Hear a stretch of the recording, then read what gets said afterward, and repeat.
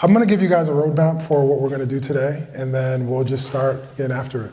So first, I'll do a quick introduction to myself just so you all get to know me. Then I am going to show you guys, actually I have a story for you all from a book one of my favorite books. And then after I share that story, I'm gonna let you guys watch one of my experiences that I have out in public so you guys can get a sense of what I do. And then last we're gonna do is I'm gonna read the prologue of my book to set the stage for the experience. And then we're gonna get 3 people up here to go through the One Beautiful Question experience. And then the last thing we're gonna do is everyone here is gonna write their own poetry. And we're gonna hear everyone's poetry before the end of the session. The second one is, if hope could speak, what would it say? And the third is, if imperfections could speak, what would it say? So you guys take your time, talk amongst each other, and decide which one you're interested in. Hope is, I think especially today, it's something that we all really, really need with everything going on in the world. And hope is something that I think everyone needs to really cling on to right now in order to stay present in the moment, to be aware of everything going on and to still have that hope for the future that things can get better. So now we understand why they chose hope. What I'm gonna do is I'm gonna read everyone the poem. If hope could speak, what would it say? Is hope without action enough? I don't know. If hope could speak, might it confess that it isn't comfort, it's courage without applause? Would it tell us that optimism is faith in motion, not in guarantees? Maybe it would share that it flourishes in the hands of those who don't wait. I don't know. If hope could speak, would it reveal that fear loses leverage when we embrace the unknown? Or that we shouldn't be afraid of hopelessness because it's often the beginning of honesty? I don't know.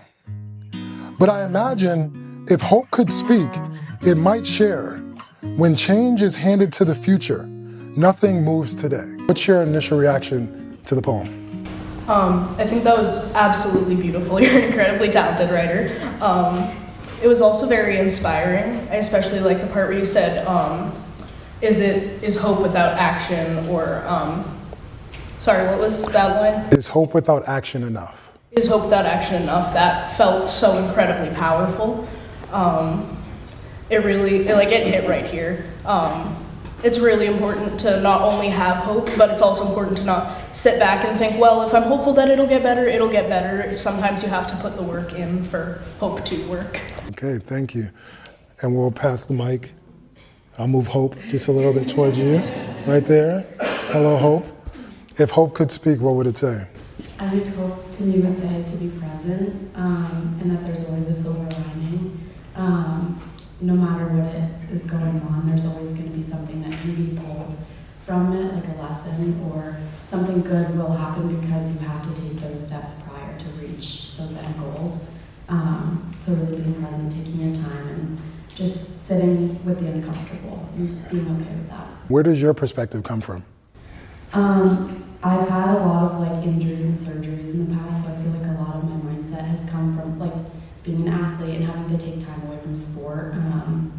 So really, and having that at a younger age when a lot of my friends weren't in a similar position. So. If you think back to a time when you were facing one of those injuries, and now that you've kind of healed from the injury, you've lived life a little bit, what advice would you give that version of yourself on hope now that you're here now?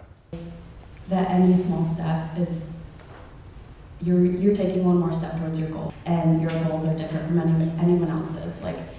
You're not going to have the end goal that everybody else wants, whether it's your career, a sport, or anything else in your life. So I think just take your time, focus on yourself. So first thing first, at each table we need someone to be the scribe. Now that we have a scribe at every table, the next thing we're going to do is you guys are going to deliberate amongst each other, and each of you are going to answer the question. If hope could speak, what would it say?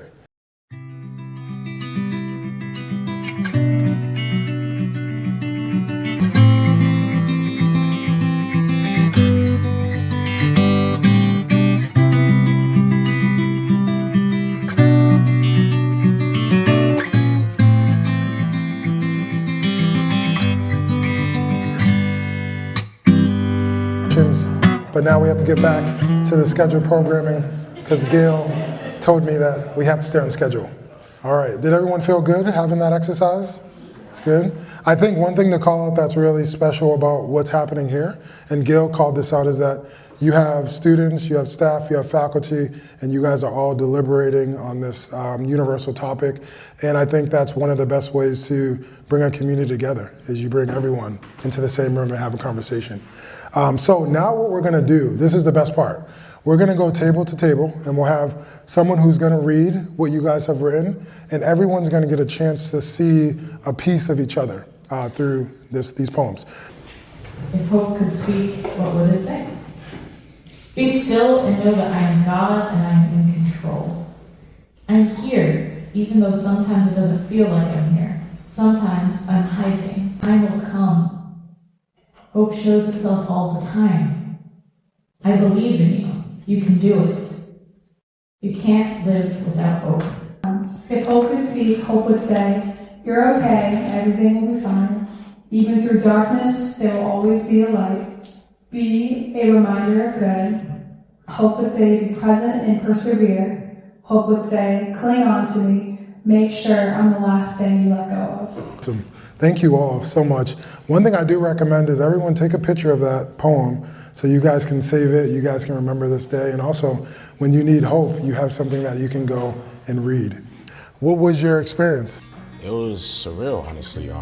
Yeah, when you read the poem out to me, I was like, yo, you gotta read that again, because wow, like the effect that words can have on people, and just certain things can just make your brain go to a place where like, wow, I never really processed this. Well, you're an amazing host. You're so friendly. You kept the vibes up. That was great. And then getting to like be here with faculty and other students was really cool, and just hearing everyone's perspective was everything I wanted it to be and more. And then getting to participate firsthand was also super cool. I was really excited about it. It exceeded my expectations because I thought that the whole environment was really interactive. I think people really were willing to share things that they wouldn't normally have shared. They discussed things that don't come up in daily conversations.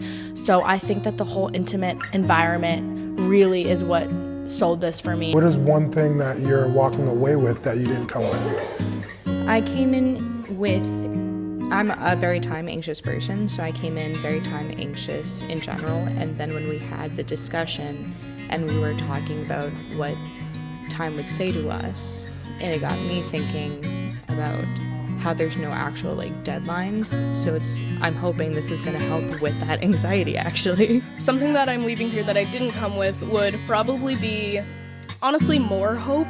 Because, like I said, hope is the word that our group focused on, and hearing so many different opinions about what it can mean, what it is, what it means to have hope versus to just talk about it and think about it, that's something that really impacted me.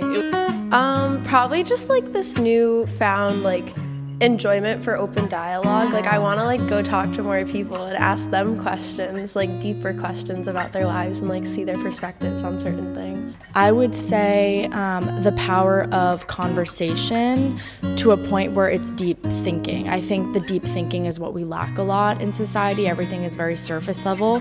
So I think really being able to talk about the values and the thoughts that we all have but are never discussed is really important. How does this compare to other campus events that you've been to? This is unique.